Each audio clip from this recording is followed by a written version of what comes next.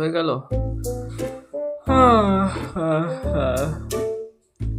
ও পাখা ভাই, good morning, কেমন আছো? আরে হ্যাঁ কম্বল ভাই, মর্নিং মর্নিং। আমি ভালো আছি, তুমি কেমন আছো? আরে পাখা ভাই, আমি তো বেশ ভালোই আছি। এই যে গরম পড়ে গেল, আমার আর কোনো কাজ নেই, এই সারাদিন এখানে পড়ে পড়ে ঘুমাই এক কোণে। আর কদিন পর থেকে আমাকে দেখাও পাবে না, আলমারিতে গ্যারেজ হয়ে যাব। এখন তোমার কাজ শুরু হবে এবারে। হ্যাঁ কম্বল ভাই, এই হলো আর কি, এবার থেকে আমার কাজ শুরু। আগের বছর এমনিতে যা গরম পড়েছিল, এবছর নাকি তার থেকে আরো বেশি গরম পড়বে।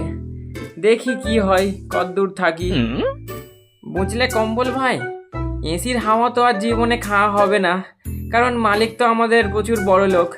তো ওই জন্য ভাবছি মালিককে বলবো যে একটা অন্তত কুলার কেনো, দেখি মালিক কি বলে।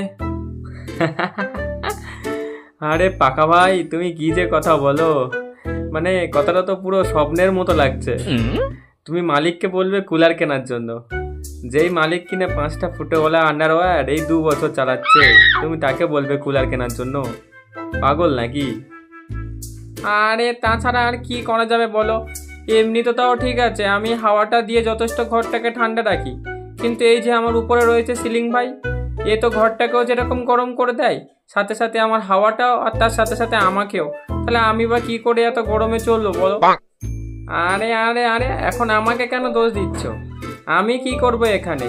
ওই যে উপরে রয়েছে সবার মামা, সূর্যি মামা, উনি তো সারা দিনটা আমার পিছনটা গরম করছে উপরে ছাদে রোদ দিয়ে। সারা দুপুর সারা বিকেলটা আমি রোদ পাচ্ছি ছাত্রা, তা কি হবে? ওরকম রোদ দিলে তো আমার কোনো দোষ নেই, তুমি তাহলে গিয়ে সূর্যি মামাকে বলো রোদ না দিতে। আরে আরে আরে, তোমরা নিজেদের মধ্যে এখন কেন ঝগড়া করছো? এই গরমকালটা এরকমই হয়, এই সময় সবার একটু বেশি ফাটে। আর সিলিং ভাই বা কি করবে? ও তো উপরে সূর্যি মামা ওকে গরম করে দিচ্ছে না। আর পাখা ভাই, তোমাকে তো বানানো হয়েছে গরমের জন্যই, মানিয়ে নাও, কি আর করবে, কদিনই বা বাঁচবে। আমি আপাতত চললাম। ঠিক আছে পাখা ভাই আর সিলিং ভাই, আবার দেখা হবে সে শীতকালের শুরুতে। টাটা, চললাম। হ্যাঁ হ্যাঁ কম্বল ভাই, টাটা, ভালো থেকো। আর বন্ধুরা, আপনারা কি করছেন? এত দূর তো এসেছেন, এবার ভিডিওটাকে একটা লাইক করুন আর চ্যানেলটাকে সাবস্ক্রাইব করুন, আর এরকম আরো ভিডিওর জন্য আমাদের সাথে থাকুন।